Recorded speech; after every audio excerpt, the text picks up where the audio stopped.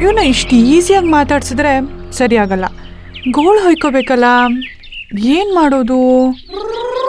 ಅವ್ರ ತಪ್ಪು ಅವ್ರಿಗೆ ಅರ್ಥ ಆಗಬೇಕು ಅಂದರೆ ಕೊನೆ ಪಕ್ಷ ಒಂದು 2 ದಿನ ಆದರೂ ಸತಾಯಿಸಿ ಸುತ್ತಾಡೋ ಥರ ಮಾಡಬೇಕು. ಆಗಲೇ ಅಪ್ಪನ ಮೇಲೆ ಏನು ಅಂತ ಗೊತ್ತಾಗೋದು.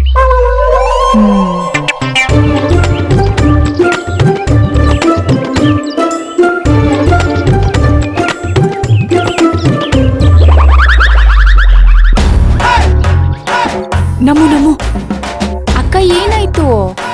ನಿಮ್ಮ ಭಾವ ಬರ್ತಿದ್ದಾರೆ. ನಾನು ಎಲ್ಲಿ ಅಂತ ಕೇಳಿದ್ರೆ ವಾಟರ್ ಕ್ಯಾನ್ ಹಾಕಕ್ ಹೋಗಿದ್ದಾಳೆ ಅಂತ ಹೇಳು. ಅಕ್ಕ ಸುಳ್ಳು ಹೇಳ್ಬೇಕಾ? ಪಾಪ ಅಕ್ಕ ಭಾವ. ಪಾಪನ ಅವತ್ ನೋಡಿದ್ರೆ ಅಪ್ಪಂಗ್ ಹಂಗಂದ್ರ ಹಿಂಗಂದ್ರ ಅಂತ ಆವಾಸ್ ಆಗ್ತಿದ್ಯಲ್ಲೇ. ಅದು ಆವತ್ತಕ್ಕ, ಇದು ಇವತ್ತು. ನಿನ್ನ ಹೇಳ್ದಷ್ಟು ಮಾಡು ಆಯ್ತಾ?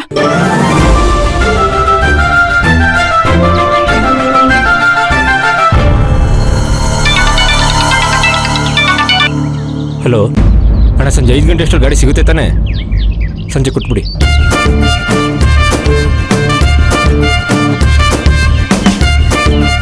ದೇವ್ರೆ, ಯುದ್ಧಕ್ಕೆ ಸಿದ್ಧವಾಗಿ ಬಂದಿದ್ದೀನಿ. ಏನು ಮಾತಾಡದೆ ಬುದ್ಧನ್ ಥರ ಇರ್ತೀನಿ. ಆದರೆ ಗೆಲ್ಸೋ ಜವಾಬ್ದಾರಿ ನಿಂದು. ಆಂಜನೇಯ, ಧೈರ್ಯ ಕೊಡಪ್ಪ.